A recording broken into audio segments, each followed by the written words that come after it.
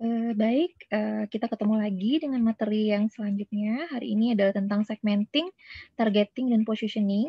Masih bersama saya Desi Kurniasari. Oke.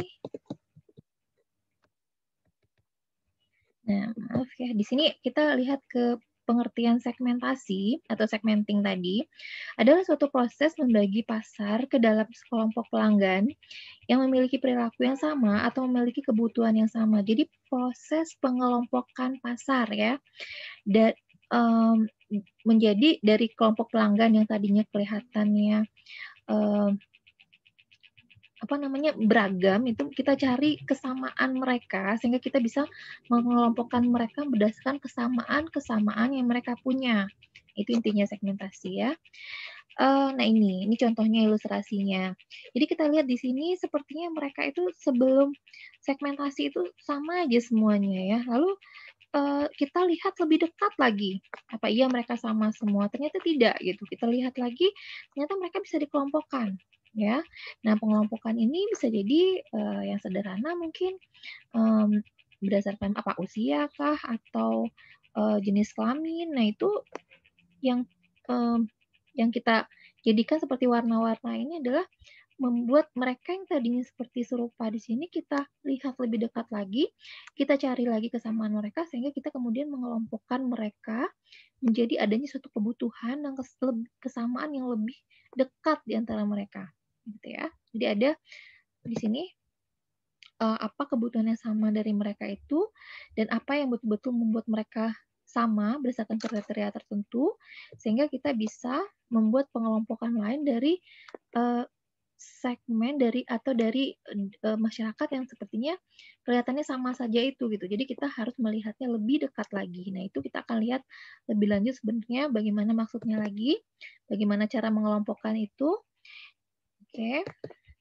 Nah, ini cara pengelompokan itu yang pertama adalah dari sisi geografik ya. Jadi geografik ini adalah berdasarkan lokasi daerah di mana mereka berada. Misalnya ada yang Jawa, ada yang di luar Jawa, ada yang mungkin apa di Asia, ada yang di Western atau di luar negeri atau di Eropa misalnya. Nah itu kan mereka akan berbeda. Bukan hanya dari sisi warna kulit, tapi bagaimana mereka merespon sesuatu. Misalnya iklan untuk produk bedak saja. Produk bedak orang yang berada di tropis yang kulitnya gelap, tentu dia akan ingin produk yang mungkin yang sesuai dengan warna kulit yang gelap gitu ya, atau ingin memutihkan kulitnya. Nah, kalau yang di daerah yang geografisnya berbeda, segmen konsumen di sana juga punya kebutuhan yang berbeda, mungkin dia hanya ingin yang anti aging, tidak perlu lagi kulit yang lebih putih buat mereka karena mereka udah putih gitu. Nah, atau bisa jadi karena iklimnya berbeda, mereka butuh pakaian yang berbeda pula. Misalnya ada daerah yang 4 musim, nah tentu pakaiannya akan berbeda, kebutuhan dalam memilih bahannya. Ada yang ketika dia cuaca panas misalnya, dia ingin pakaian yang lebih tipis misalnya, sementara kalau di kita kan cuacanya panas terus ya, ya mungkin akan lebih stabil gitu, nah seperti itu. Jadi secara geografis lokasinya di mana itu akan ada kesamaan dari kebutuhan, ya. Oke, jadi cara mensegmentasi yang kedua adalah demografik. Nah ini, misalnya seperti yang kita beri contoh tadi, demografik ini contohnya seperti apa usia, jenis kelamin gitu ya, pendidikan seperti itu. Nah itu contohnya demografik, dan setiap orang yang memiliki mungkin rentang pendapatan sekian, biasanya mereka butuh produk yang juga mungkin harganya mereka bisa jangkau dengan harga sekian juga. Jadi karakter mereka akan mirip gitu. Nah itu, jadi mereka bisa dikategorikan pada segmen yang sama, bisa jadi atas dasar itu. Jadi kita nih segmen ini harus punya dasar dalam pengelompokan konsumennya. Oke. Lalu psikografik. Nah, psikografik ini kita akan bahas lebih lanjut belakangan ya. Nah, ini behavioral ya, adalah kebiasaan, faktor kebiasaan. Jadi ada konsumen yang melakukan sesuatu karena adanya faktor kebiasaan gitu. Nah, itu dikelompokkan juga nanti.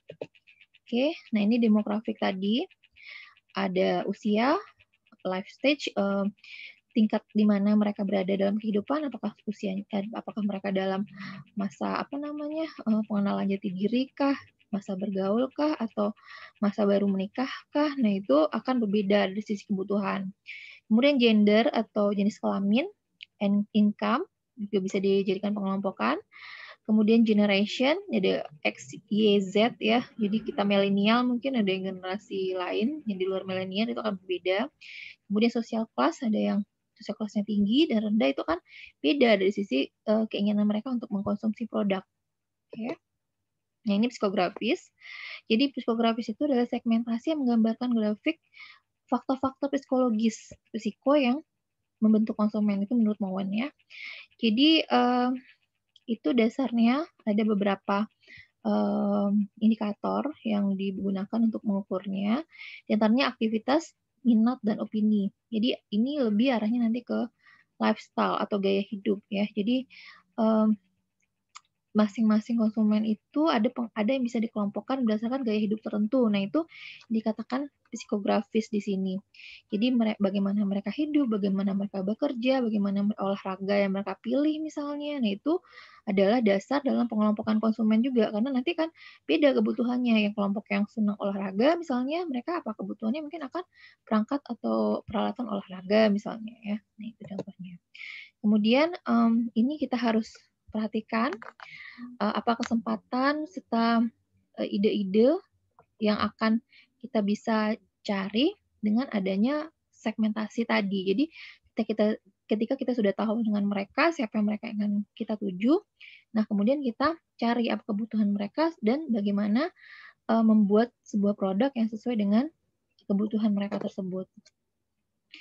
Jadi ini bagaimana, kenapa UMKM juga perlu melakukan segmentasi, karena UMKM ini juga harus, atau usaha kecil menengah maupun perusahaan besar sekalipun, itu tetap ya mereka penting untuk melakukan segmentasi, karena dengan adanya STP ini, segmentasi ini, sebuah perusahaan akan menjadi lebih fokus gitu, lebih fokus dalam menetapkan strategi untuk meraih pasar yang ingin mereka tuju ya. Jadi ibaratnya apa ya, penembak gitu, kalau mereka udah tahu sasaran maka mereka jadinya terarah ke sana. Nah, itu gunanya kita menetapkan segmentasi sehingga kita tahu semua energi itu harus diarahkan kemana untuk meraih konsumen yang terbaik gitu ya, yang emang merupakan sasaran kita.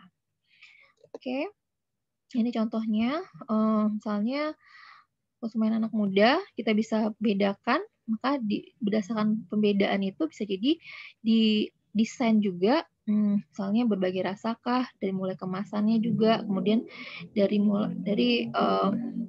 ya kemasannya yang lucu ya kalau buat memang segmen anak muda misalnya.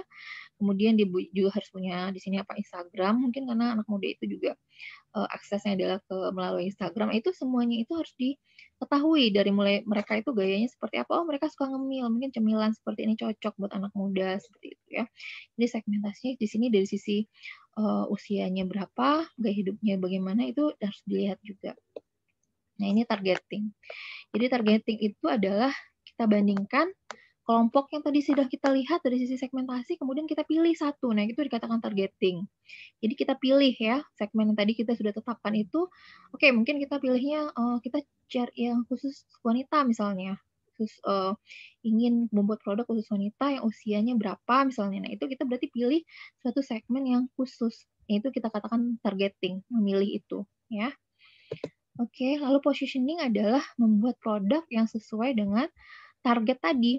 Jadi misalnya kita menarget anak muda, tentu kita ingin membuat posisi produk kita adalah produk yang memang cocok untuk anak muda, produk yang gaul untuk yang ingin kita buat. Karena memang target kita adalah anak muda. Jadi proses membentuk sebuah posisi dari produk itu dikatakan positioning. Nah, ini misalnya ada sebuah iklan.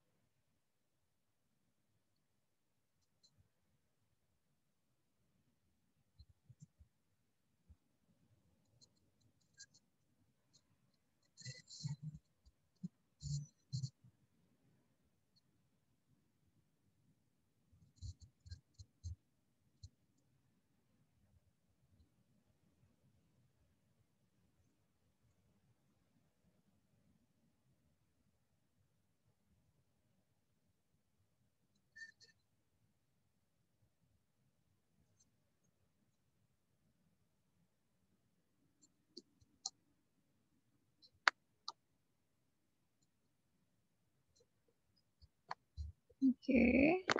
Jadi Anda bisa lihat di sini iklan sampo tadi ya. Jadi di iklan sampo tadi ada seorang laki-laki yang dia salah memilih sampo gitu katanya ya. Jadi berarti kelompoknya adalah ada sampo laki-laki dan ada sampo perempuan. Nah, mereka mendesain dua produk yang kemudian mencoba memenuhi kebutuhan yang berbeda dari dua segmen tadi. Ada untuk segmen wanita mereka ingin apa rambut yang megar gitu misalnya ya. Nah, kemudian untuk yang laki-laki mereka inginnya kelihatan manly. Nah, itu yang harus dibentuk juga gitu. Jadi karakter pendukung itu disesuaikan dengan apa yang diinginkan oleh masing-masing segmen laki-laki. Ini segmen laki-laki, kemudian didesain juga packagingnya segala macam ini sesuai dengan yang cocok buat laki-laki, which is misalnya hitam atau biru gitu. Sementara kalau perempuan dia cocoknya apa? Pink ya tadi ya. Tadi ada juga gambarnya di sini. Mana tadi? Yang pink. Jadi biasanya lebih ke nah ini. Jadi yang ini pink untuk wanita, lalu ada gambarnya juga. Jadi kesannya apa? Feminim gitu dan juga wanita membutuhkan juga kriteria yang berbeda dalam pengambilan sebuah sampo karena mereka memang segmennya berbeda dan mereka adalah target. Kalau ingin menarget kedua-duanya, mungkinnya wanita dan perempuan, wanita dan laki-laki, maka karakternya harus dibedakan dalam masing-masing produk karena mereka akan memilih yang cocok dengan kebutuhan mereka tadi. Jadi dibedakan di sini mulai dari packaging, ingredientnya, sampai kemudian bagaimana posisi dari produk itu, positioningnya di kedua produk ini akan dibuat berbeda karena mereka menarget segmen yang berbeda.